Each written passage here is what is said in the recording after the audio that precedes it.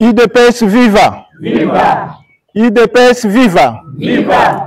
UDPS viva! Viva! Viva! Viva! Tshisekedi, héros national, père de la démocratie en République démocratique du Congo. Félix, chef de l'État, bien confirmé, béton, béton, béton, Bigo rouge, pionnier de la démocratie et de l'état de droit, nous sommes. Pour le parti et derrière le président de la République. Nous sommes. Pour le parti et derrière le président de la République. Nous sommes. Pour le parti et derrière le président de la République.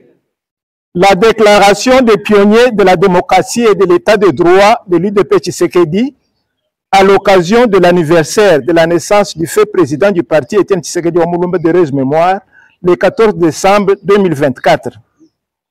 Peuple congolais, honorables pionniers, nous, pionniers de la démocratie et de l'état de droit de l'UDP Tshisekedi, nous qui avions commencé la lutte de la libération du pays de la dictature la plus puante, la plus repoussante, la plus sanguinaire, la plus immorale, la plus inhumaine et la plus impitoyable nous imposée par l'Occident à travers son homme de même Mobutu, lutte que nous avons commencée depuis 1978, quand certains de ceux qui parlent aujourd'hui n'étaient même pas encore nés.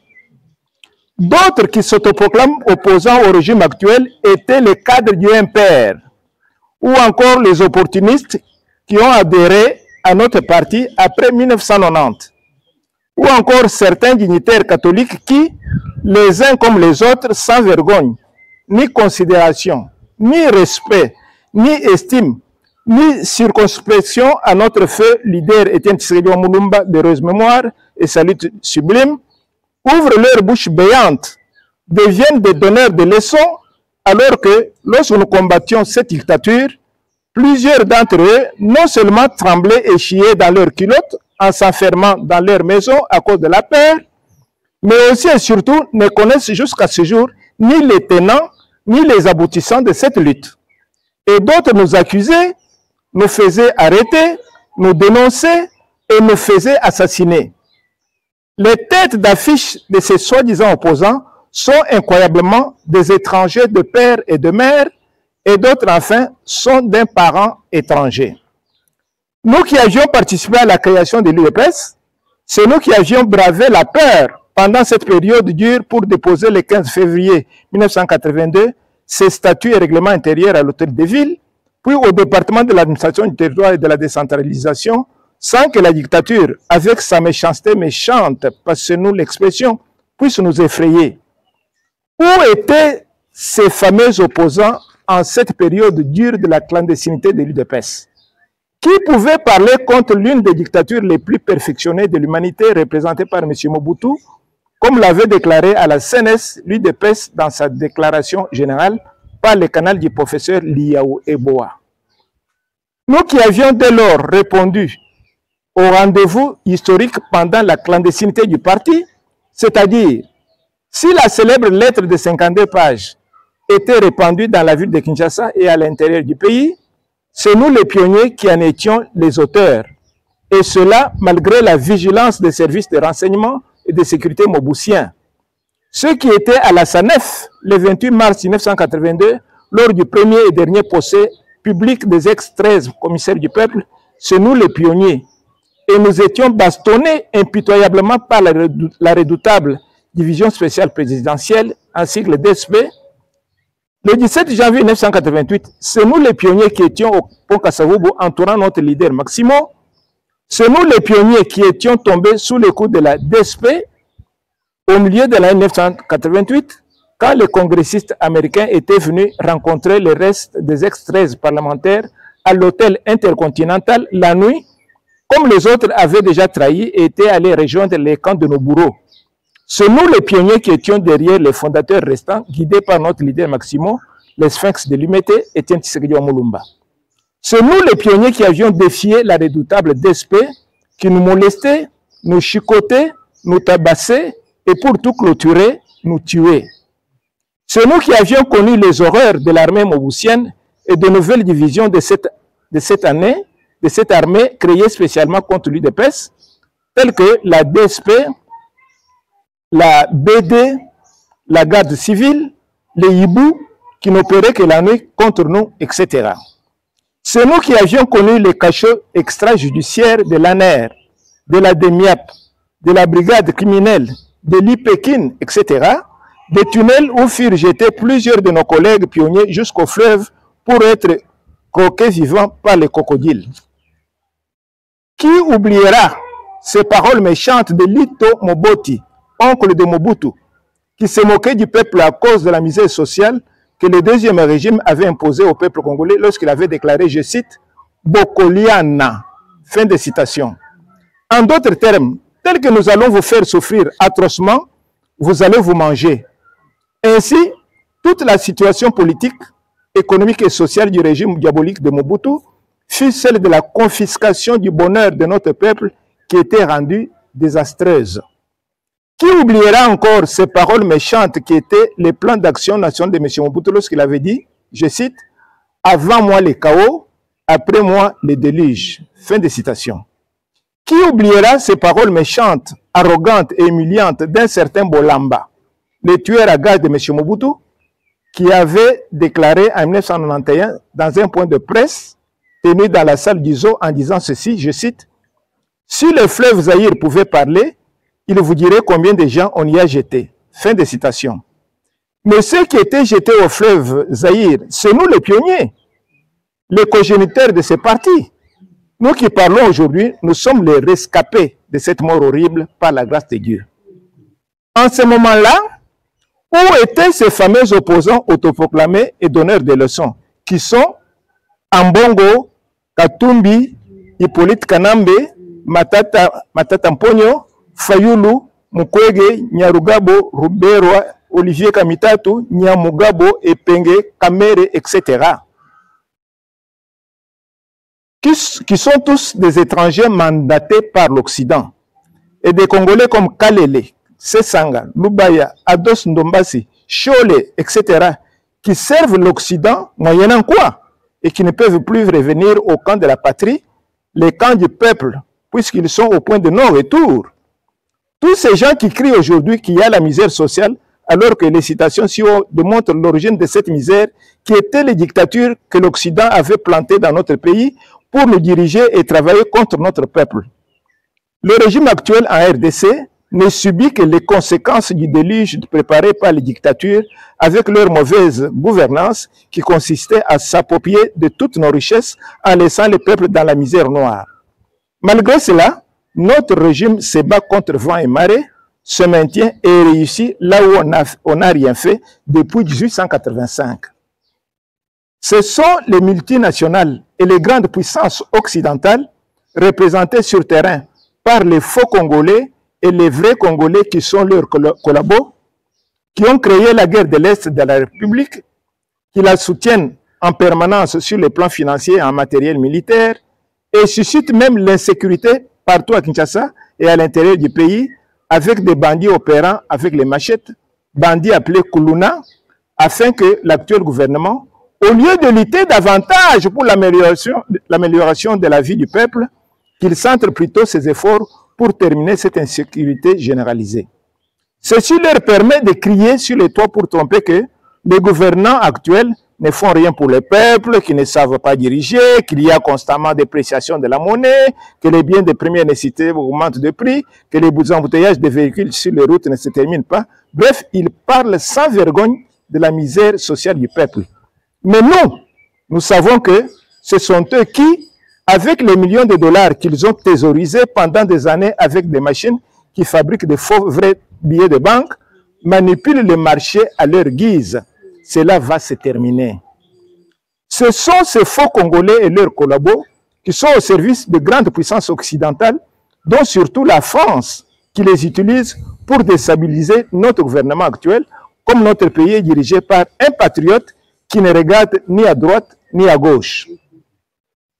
C'est nous les pionniers qui avons suivi notre leader Maximo Etienne Tshisekedi Mulumba lors des négociations du palais de marbre 1 et 2 du compromis politique pendant lesquels le dictateur Mobutu faisait semblant de donner le pouvoir gouvernemental le matin au Premier ministre Tshisekedi Mulumba avec la main droite pour le retirer le soir avec la main gauche.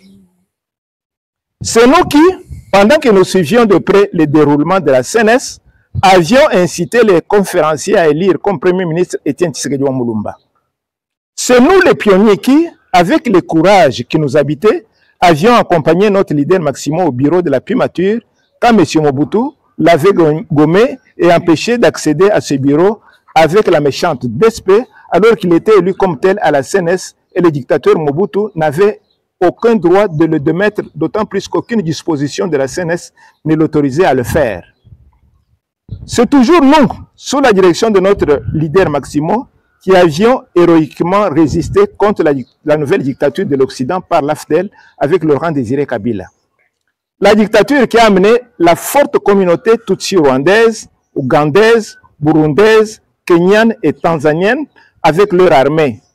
L'AFDEL qui, étant un conglomérat d'opportunistes et d'aventuriers selon Laurent Désiré Kabila, nous a imposé ces étrangers comme des Congolais et qui avait dans sa poche les accords de l'Émirat qui consacrait la balkanisation de notre pays, où il était prévu la cession de 300 km de l'est de notre pays à l'Ouganda et au Rwanda. Étant dans l'impossibilité de satisfaire à la demande rwandaise pour satisfaire à ces accords, Laurent Désiré Kabila a été assassiné et remplacé à ses hautes fonctions par un Rwando-Tanzanien répondant au nom d'Hippolyte Kanambe et à qui on a donné le nom congolais de Joseph Kabila pour tromper qu'il était le fils de Laurent Désiré Kabila. C'est avec lui que l'AFDEL était arrivé au fait du pouvoir, puisqu'il n'avait fait que continuer et même dépasser les horreurs dictatoriales de M. Mobutu pour avoir conçu des accords et même la constitution qui nous dépossédait de notre souveraineté. Tenant à faire balkaniser notre pays, avec le brassage et le mixage dans l'armée, il mettait à la tête de celle-ci les Rwandais, nous assassiner le plus possible et de plusieurs manières, désorganiser notre armée et envoyer dans les académies militaires étrangères les Rwandais pour être formés afin de venir nous tuer. C'est nous qui avons fait élire un pionnier de haute facture, son Excellence Félix Antoine Tshisekedi Tshilombo d'abord comme président du parti, ensuite comme président de la République, chef de l'État, après avoir amené beaucoup de combattants à la permanence du parti, afin de forcer le secrétaire général du parti de ce temps-là, Jean-Marc Kabound, qui visiblement hésitait à se décider. N'eût été nous qui faisions pression au sein de la permanence. Le secrétaire général ne se serait pas prononcé pour déjouer les coups montés et manqués de Genève, où l'Occident voulait malignement nous imposer un certain Fayoulou, un étranger de père et de mère, comme unique candidat président de la République à l'élection présidentielle de 2018. Et ce jeu malsain continue jusqu'à ce jour. Il est regrettable que certains Congolais se laissent manipuler pour soutenir de tels hommes. Nous savons du moins que ce n'est pas gratuit. Ce sont les mandataires corrompus de l'Occident. Nous sommes donc non seulement la fondation de l'UDPS d'abord, de l'UDPS Tshisekedi ensuite, puisque nous sommes ses cogéniteurs, mais aussi les constructeurs des murs du pouvoir d'État, ainsi que du toit de notre pays, représenté par le président de la République, Félix Antoine Tshisekedi Tshilombo. C'est pourquoi, en tant que tel, et fort de la connaissance ainsi que de la pratique de la politique tshisekedienne, qui est celle du changement de mentalité, mais aussi de son révisionnisme par les Congolais corrompus et les étrangers qui se font passer pour les Congolais, nous ne pouvons pas manquer un mot à dire sur la marche de notre parti et de l'État. C'est nous, après le président de la République, qui avons ce dernier mot sur lequel doit se fonder l'opinion du parti. Plusieurs d'entre nous savent que l'Église catholique, avec ses deux faux prélats si haut cités, ses politiciens en soutane, Ambongo et Chole en particulier, et certains évêques en général, derrière qui se rangent les autres petits et faux politiciens, étrangers de père et de mère, sont en train de détourner le peuple contre le pouvoir démocratiquement élu et légalement établi. Ils le font pour leurs intérêts égoïstes, étant mandatés par l'Occident. C'est pourtant ce pouvoir de l'UDPS Tshisekedi qui est fixé en 7 ans par Dieu pour la gouvernance de la RDC.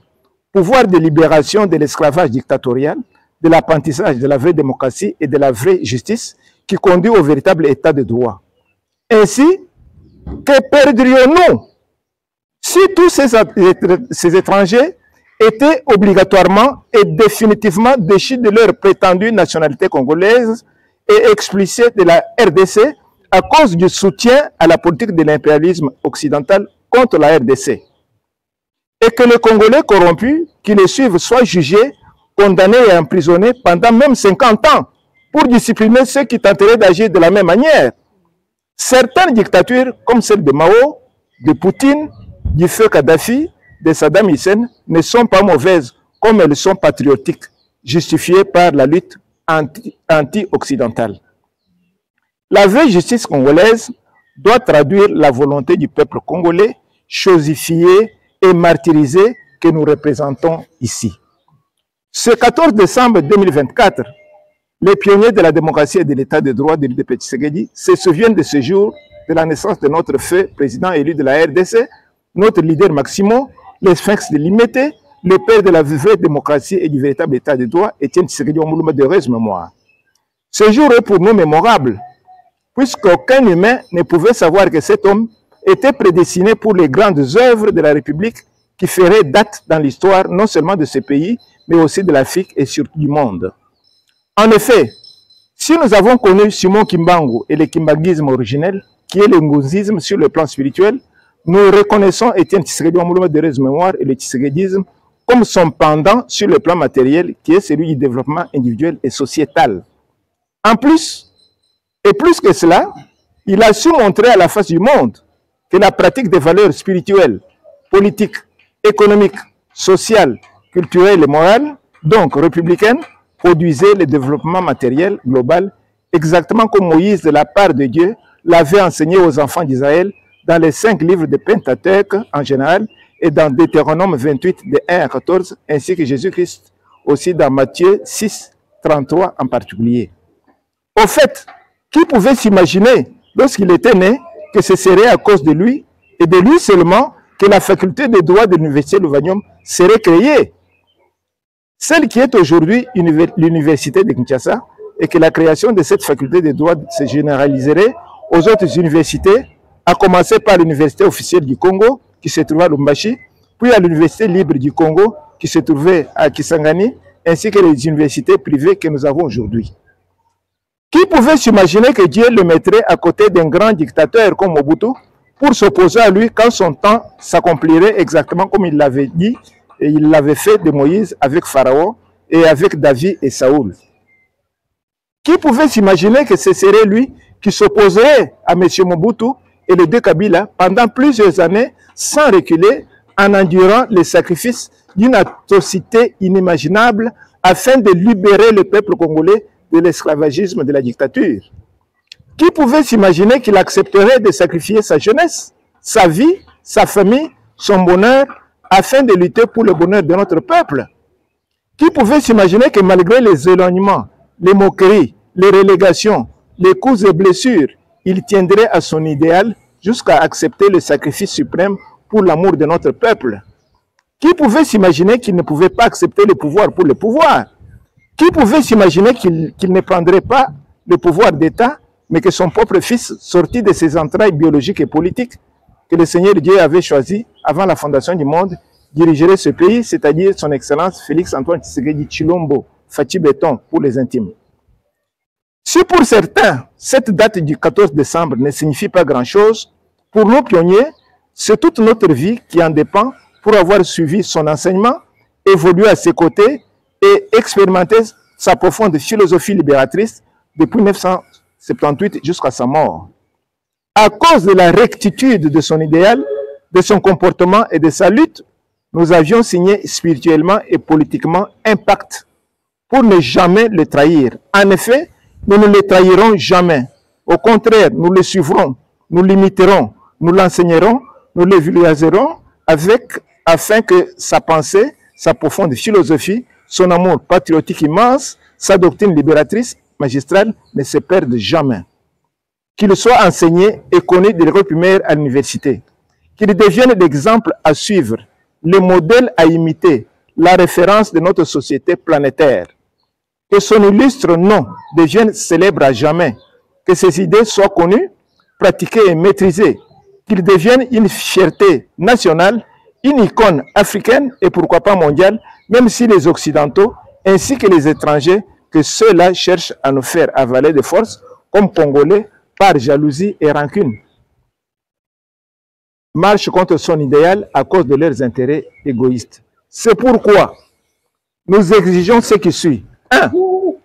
À cause de l'œuvre immense et inestimable qu'il a réalisée, qu'il soit déclaré grand héros africain, et à cause de cela, que son mausolée soit déplacé de la commune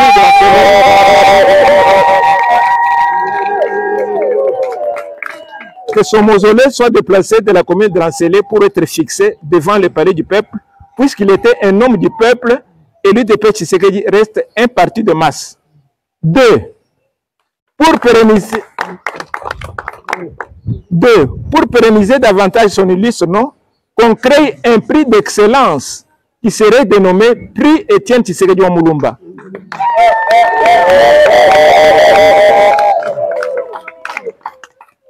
Prix qui récompenserait tous ceux qui se distingueraient dans les domaines soit des droits de l'homme, soit du patriotisme, soit de la bonne politique, soit de la lutte pour le triomphe de la vraie démocratie et de la vraie justice, qui conduirait au véritable état de droit, tout en sachant que lui avait réuni tous ces domaines dans sa lutte.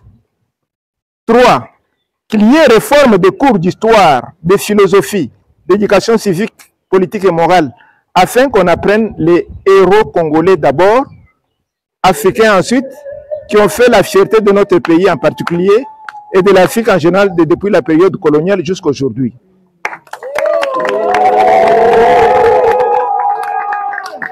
Ayant combattu les dictateurs du monde occidental avec Dieu, la pratique des valeurs, la non-violence, la parole de conviction et les stylos pour installer la vraie liberté, la vraie souveraineté, bref, la vie et le bonheur des peuples dominés, le nom d'Étienne Tshisekedi Mulumba aura une mention spéciale dans ce cours avec les pionniers.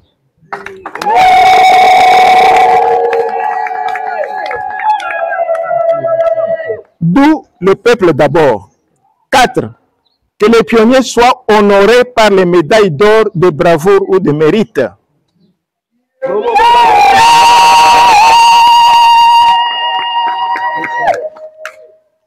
Qu'on crée le prix Simon Kimbangu dans le domaine religieux pour ceux qui se distingueraient dans le domaine prophétique. 6. Pour honorer la structure des pionniers, la garder en bon souvenir et reconnaître le travail qu'elle a exécuté pour libérer le pays à côté de cette figure emblématique de l'opposition radicale aux dictatures mobusiennes et kabyliennes, que cette structure soit incorporée dans les nouveaux statuts et règlements intérieurs du parti, comme cela l'était dans ceux du conclave de Bondeko de 1994.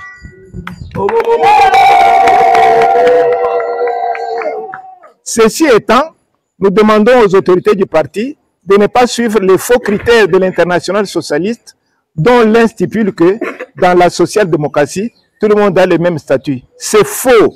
Qui leur a dit qu'ils sont nos maîtres qui doivent nous inculquer leurs pensées? Pourquoi les critères qu'ils fixent selon leur génie deviennent universels? Nous avons nos réalités qu'ils doivent apprendre à respecter aussi. Les Africains ne sont pas les Européens. Nous avons des civilisations et des cultures différentes.